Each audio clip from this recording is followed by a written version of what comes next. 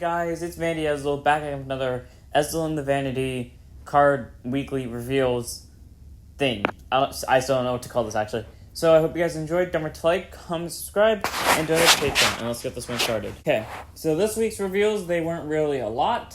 They were kind of few in terms. Okay, we've definitely had more reveals in the past. It wasn't that much, but we still got some interesting things at the end. So let's go ahead and get going.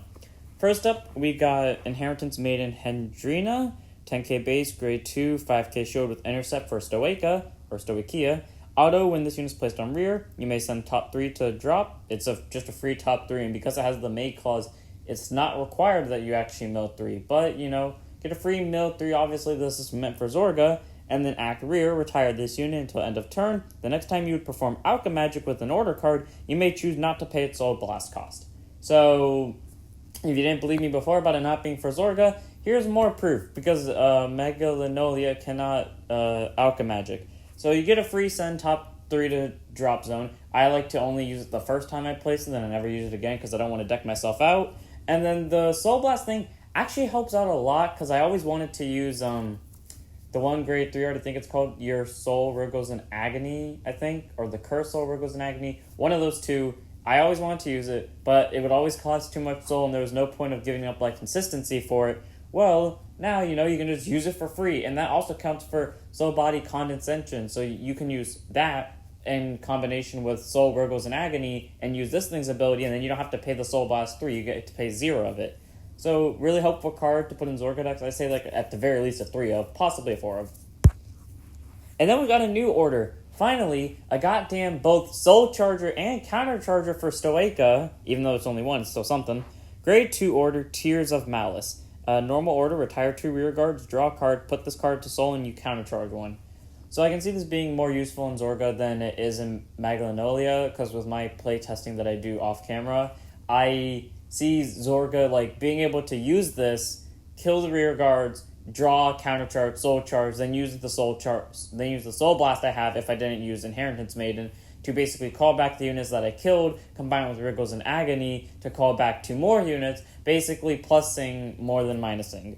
So I can see why this would be more in Zorga, but at the same time I would say at least running 2 of them in Maglanolia, because you might run out of Counter Blast, you might run out of Soul Blast, and the deck can easily pump out enough rear guards if you can get the soul off. So 2 copies at least in Maglanolia, 3 of or 4 of in Zorga. Now we got basically the main reveal of this entire week. Aurora Battle Princess Agar Rouge. Rogue. Not so sure which one of those 2 words it is. But it's the new battle princess that we got for prison builds of Brantgate. So skill, 10k base, grade 2, intercept, 5k shield. Continuous rear guard circle. I don't know why I was about to say G-guard. If 2 or more of your opponent's cards are imprisoned in your prison, it gets plus 5k power and 10k shield. And then auto, when it's placed on rear, Soul Blast 1, choose one of your opponent's front or rear guards and imprison it in your prison. So, it's a 15k attacker and just 15k card at all times if there are 2 or more in prison, a 15k shield, and it's an on-place in prison. It's basically a better security patroller. My only thing against this is just the standard, because it has to have 2 or more cards in your opponent's prison, that's when, this thing gets screwed over. Because otherwise, it's not very helpful, because who's going to let cards willingly stay in prison unless, they don't have any resources? Then, yeah, they have no choice. But otherwise, this thing is kind of a meh. Still run this over Security Patroller, but I just have that thing against it, but that's nothing that can be fixed. Next up, we got Stealth Dragon Tesha Steed, 8k base, 5k shield, grade 1 with boost, auto rear. When the attack this unit boosted hits, counterblast 1 and retire it. Choose one of your vanguards, reveal a card from your deck with the same card name as it, add it to your hand and shuffle your deck. So, pretty much, counterblast 1, kill it, search your deck for something to Persona Rivals next turn. That's just such a good ability. The only downside is you have to pay a counterblast, but it's honestly just helpful to have. It especially works in Eugene because, you don't counterblast much unless, you're going all-out ham, no holds barred, murder everything in one go, and then just use your ability after nuking the board to call 5, or look at top 5, then call most likely 5, hopefully, for you. So Tencha Steed really helps. You're not counterblasting too much. so you have just enough to search your deck for a, for another copy of Eugene or anything that you're using this with to Persona Ride with the following turn. So, good card. I wouldn't say 4 of, but I would say like a 2 or 3 of. And then we got Rush Dragon Treebosh. 13k base, grade 3, Persona Ride, Twin Drive, auto rear when your Vanguard attacks. If your opponent has 2 or less rear guards, put this to soul, and one of your Vanguards gets +1 crit down to battle. Now, that's good. I actually like that. I can see why you'd use this for Nirvana, because if you're rushing them down with Varenas, they'll eventually lose their board. And up until Varena Valiant was revealed, I would say, yeah, put this in as like a card while you're waiting for Varena Valiant to be revealed. Well, since Varena Valiant has been revealed, and it does everything the deck needs it to do, and I should note, because I've been kicking ass with it, this card does not belong in Nirvana, but it does belong in Eugene with the soul, because you can easily murder 2 opponent rear guards and then leave them with 2 or less. Shove it to soul, get the extra crit to Van to end the battle. I cannot tell you how many times I've abused this during my test plays with Eugene. So many times have I just swung at grade 3 to a grade 2 with double critical to Van, and there are 2 damage, they take it. I drive check a crit, put them to 5 damage, and the one time I occasionally pulled the overtrigger, and that was very funny.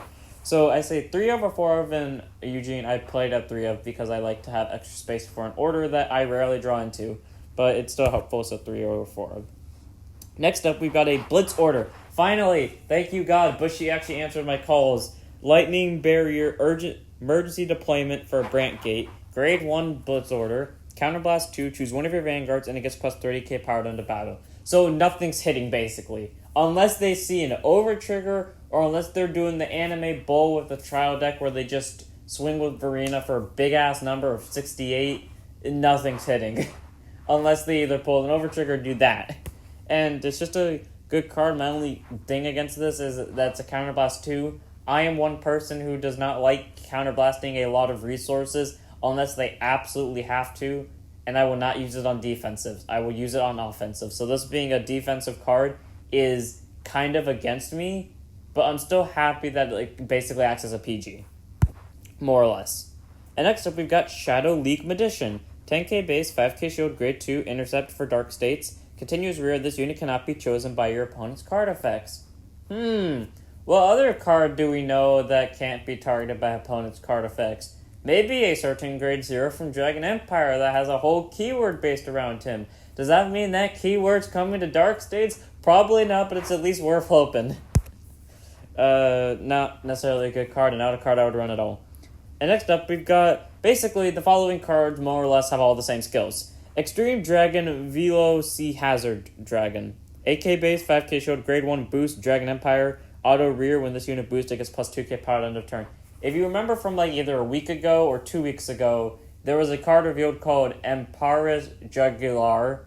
That name is probably wrong in all sense of the word, which basically did the same thing but for dark states. Yeah, that's pretty much what these all are. Most of them are just, all of them have a when it boost plus 2k, and it's a grade 1. So to get them out of the way, Electro Mutant Adapter, we'll get to that one in a second, Knight of Heavenly Winds, Vehicle, and Touring Gloom. Those are all the cards that we have that are all just, when it boosts, it gets plus 2k power down to battle. Now I want to go to the other reveals that are actually unique.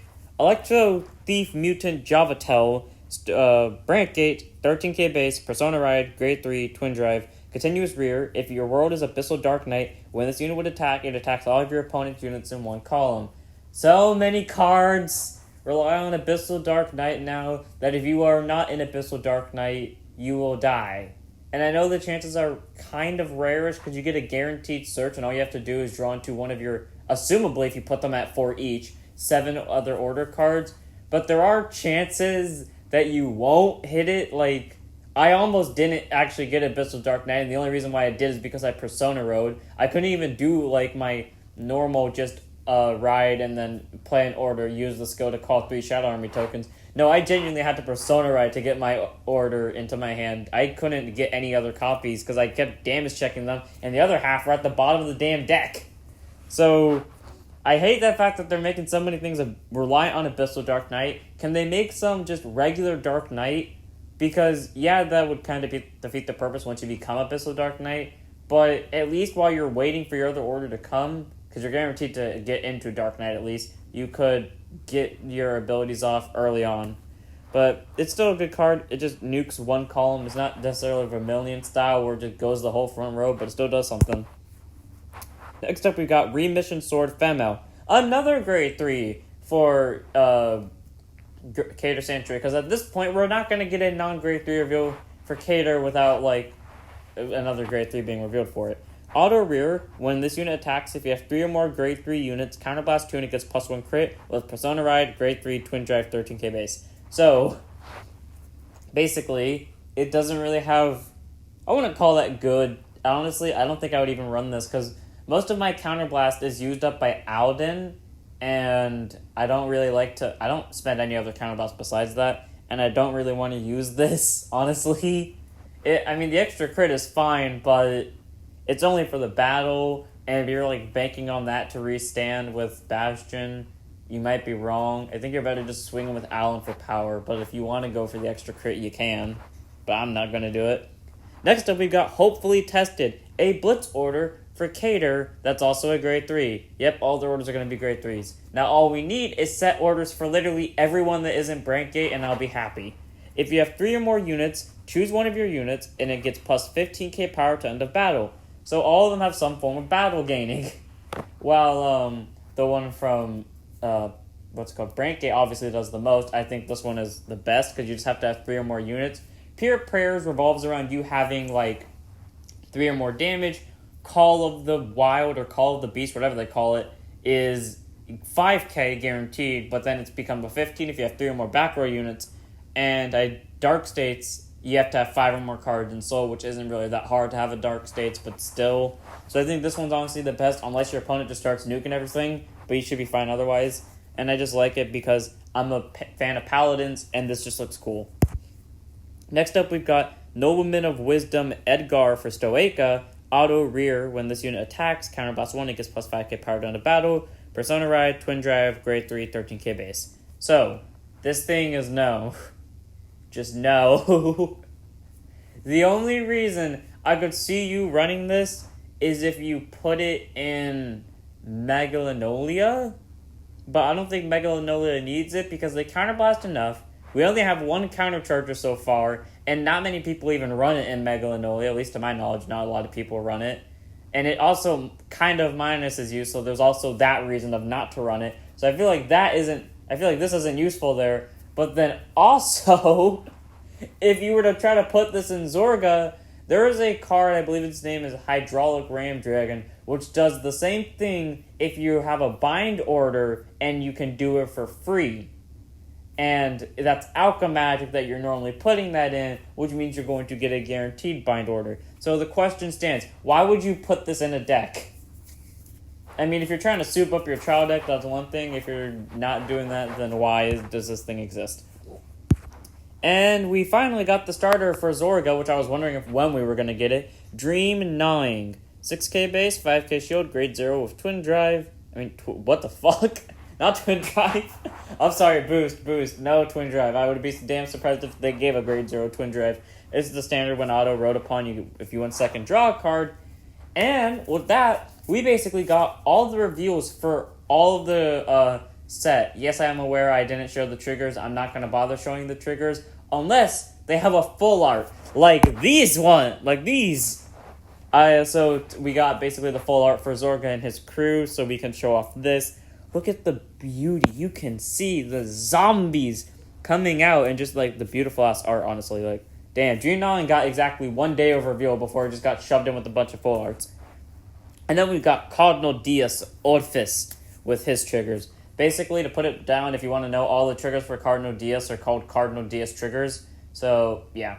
If you one of those people like me where you refuse to run triggers from a different like archetype, there you go. You can use those triggers now.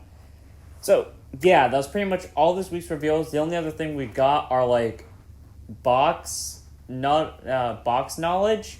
And basically, for box knowledge, what we got from it is that we are guaranteed box ratios. Here we go. There are 5 hollow foils, 5 triple rares, 4 triple rares, 1 overdress rare, or one overdress double rare, and then one SP. And those are pretty much the box ratios that we are getting for this set.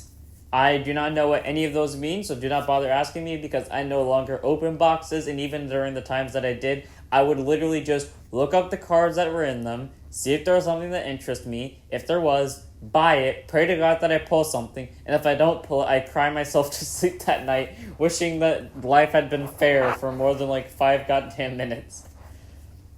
Well, that was this week's reveals, so I hope you guys enjoyed. Don't forget to like, comment, subscribe, donate to the Patreon, and I'll see you all in the next one. Don't forget to stand up your vanguards.